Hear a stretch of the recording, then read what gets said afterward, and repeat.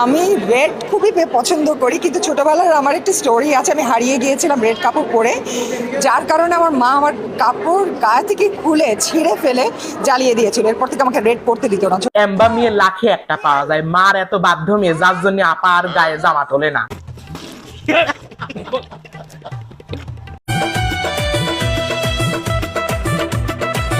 Miking করলে মেন্টালিতে একটা বলে পাগল পলাইছে।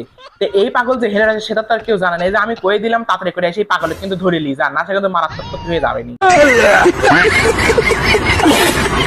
বেসিক্যালি আমাদের বাড়িতে মাছ, মাংস, ডিম, হাতি, ঘোড়া, হ্যানা ফ্যানা তেনা সবই থাকে, তো শ্যাম্পু দিয়ে ভাত খাওয়ার মজাটাই আলাদা। হেনা ফেনা তেনা হেনা সবে খাইছে, একটা কাম করেন তো বাথরুম ধোয়ার হারপিক দিয়ে খাই দেন তো কেমন লাগে।